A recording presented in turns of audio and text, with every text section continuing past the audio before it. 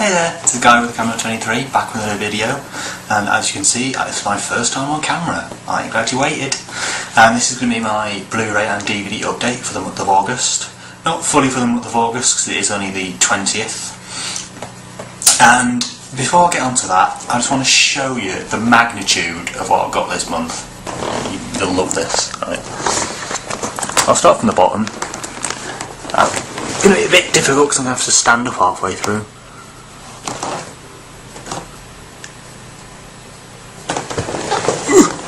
God.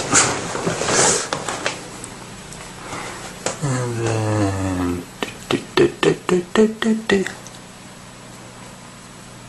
there we are at the top. Right, this is going to be a tough one to do. What I'm probably going to do is do half of the DVDs in one video, the other half of the DVDs in another video, half the Blu-rays in one video, and the other half of the Blu-rays in the other video. So, without further ado, here we go. The first item I have is Borat. Now I've got this as part of the 3 for £20 or 5 for £30 at HMV. I think it's a really good deal. I've got quite a few this month from that deal. Now this is my favourite, definitely my favourite Sacha Baron Cohen film, one of my favourite comedy films of all time. Obviously the full title, Borat, Cultural Learnings of America for Make Benefit Glorious Nation of Kazakhstan. Now I still remember the year this came out, all the uproar that the Kazakhstan Prime Minister had about this film. I mean, he wasn't taking the piss, he was just he was just being funny. It's ridiculous. And obviously co-written by Peter Baynham, one of my favourite comedy writers, and Todd Phillips, obviously the director of Hangover and Hangover 2. Again, you don't really need to say anything else about this film. It's just really hilarious. One of my favourite cinema experiences of all time. It's just brilliant. So that's Borat. Next up we have Import-Export. Now I remember seeing this, I think it was a couple of years ago on Film 4, and I really... Well, again, it's not really... You don't really enjoy it, you just appreciate it. It contains strong real sex, strong violence. I'm pretty sure you can't see that. I mean, from the cover, from that you can kind of tell what it's going to be like. It's basically about two different people, a woman and a man.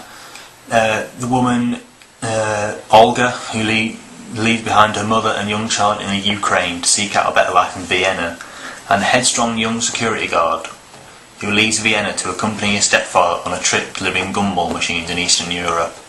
I mean, it is quite a gritty film. Obviously it kind of deals with kind of, not human trafficking, but kind of the seedy underworld of, well, I guess, Vienna or Ukraine and stuff. I mean, again, it's quite, not hard watch, but it's kind of a slog. And yeah, that's more or less it. Obviously, but directed by Ulrich Seidel. Now, I don't think he's directed that many films, and none of the films he has directed I've actually seen. But this is, if you're a fan of kind of gritty kind of foreign films, this film might be worth checking out. So that's Import-Export. Next up we have The Flowers of War. Now I know Marky Man HD got this for his birthday, and I still haven't watched it, but I really like the slipcover anyway. There have been a lot of titles with very good slipcovers this year. I think it's set in World War II, I think it is. I'll just read the synopsis. It is 1937, and as the Japanese troops and tanks flood the city of Nanking, the fate of its citizens falls on the resolve of a handful of local soldiers and an unlikely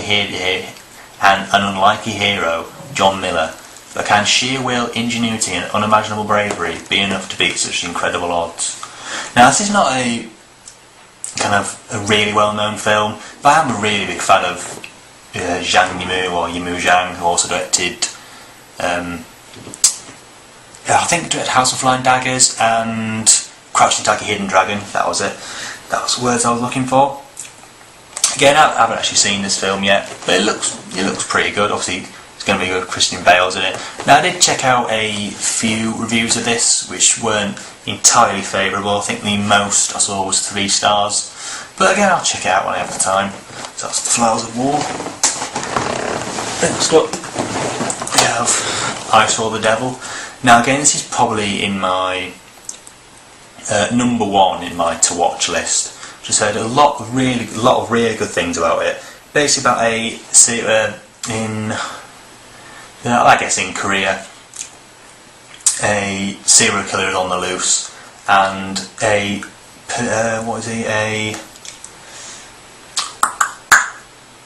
special agent, the wife of a special agent becomes one of his victims, and it's basically him trying to chase him, kill him, and find out who he is. And again, obviously, really want to watch. I just haven't got round to yet. Contains very strong bloody violence and strong sex. Again, I think you can see that. See, 18. As we wanted to get it for a while, but it's always been kind of full price. But in that HMV deal, it's pretty good.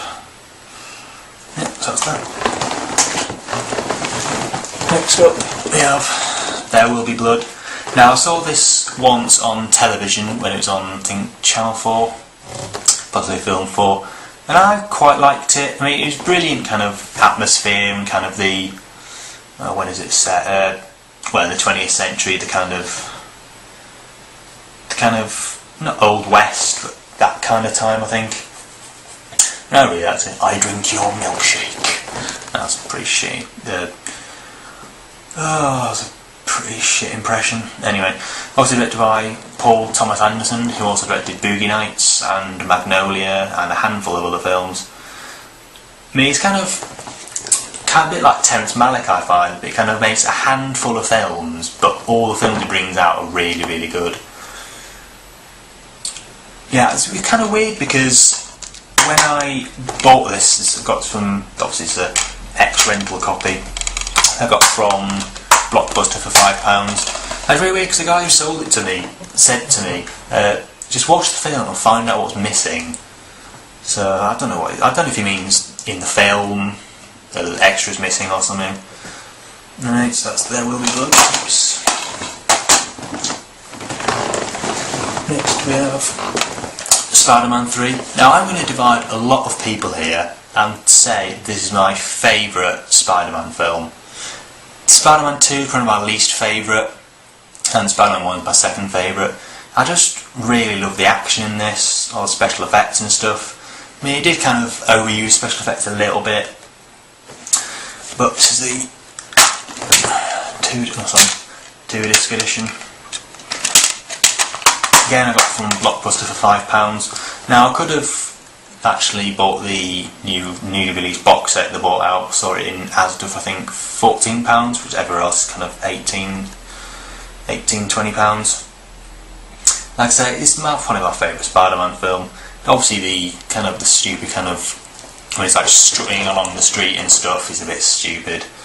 But I really like the Sandman as a villain, and I'm a really big fan of Thomas Hayden Church as well. I recently saw him in Killer Joe, which was out here a few weeks ago, and I really liked him in that.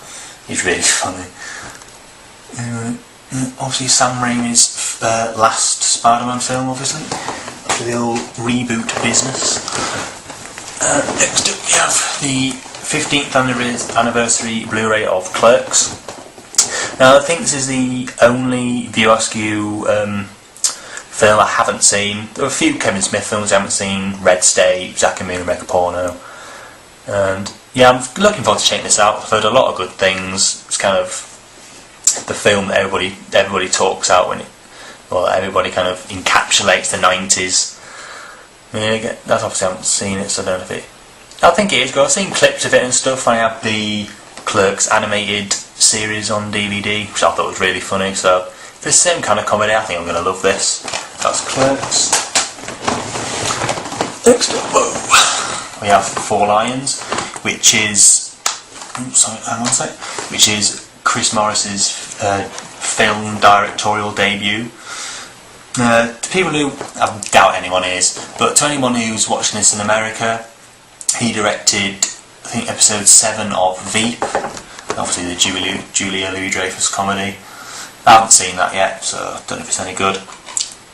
Anyway, Four Lions is about three kind of,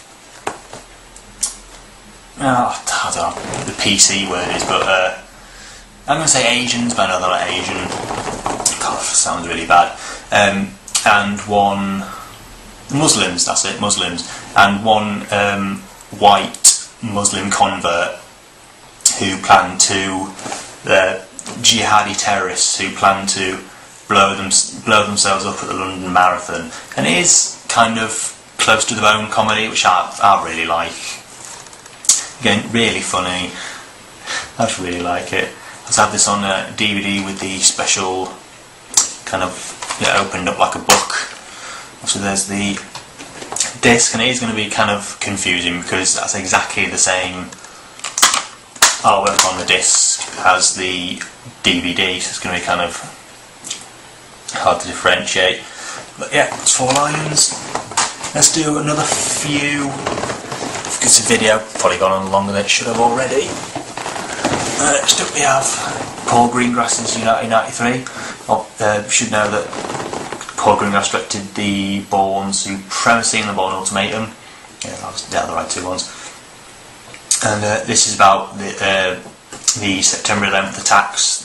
It's basically a drama based on what the, well, not survivors obviously because they died, but the people who tried to take, well, kind of tried to stop the hijackers from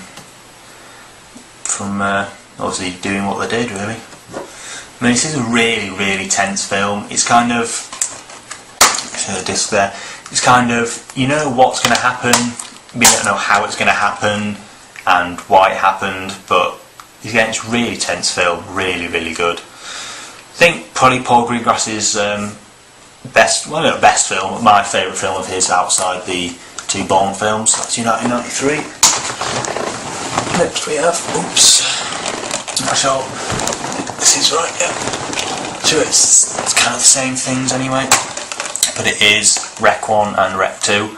Now I actually had them both on DVD for like a year now, but I still haven't watched them, so I really should get around to watching them. It's kind of what the kind of found footage kind of horror films are based on nowadays, really. Kind of the game changer kind of thing, the game changer in the whole genre of found footage films. Now, correct me if I'm wrong, but I think Rec 2 begins, I think a few minutes after the first one, which I really love, so it's kind of more of a continuation of the same film as opposed to 2 other films. Obviously, if you put both of them together, it would be quite a long film. One's 81 minutes, one's 75. Yeah, that's Rec 1 and Rec 2. Again, I'll do a few more. Next is the Richard Kelly film, The Box. Now, a lot of people shitted on this film, and still do, really, but the same as Southland Tales. I think kind of outside is producing and directing of Donnie Darko. I think Richard Kelly gets shit on a lot. But I really like this film, and I really like Southland. Well, I didn't really like it, but I like Southland Tales as well. This is based on a Richard Matheson short story about a couple who, a guy knocks on their door and gives them this box which has a button in it and say, if you press this button you will get $1 million, but someone else, one other person in the world will die. Obviously that's kind of the jumping point of the rest of the plot. It kind of ventures into kind of the sci-fi kind of David Lynch headfoot kind of stuff, which I quite like. Obviously starring Frank Langella, who played Richard Nixon in Frost Nixon, which I still think is really good. Yep, so that's The Box. Last one for this video, then I'll do another video. And this is Y Tu Mamá Tambien, directed by Alfonso Cuarón. Now, anyone who doesn't know, Alfonso Cuarón also directed Harry Potter and the Prisoner of Azkaban, and this is one of my favourite, if not my all-time favourite foreign film. It's just, the story's brilliant, the ending is totally heartbreaking.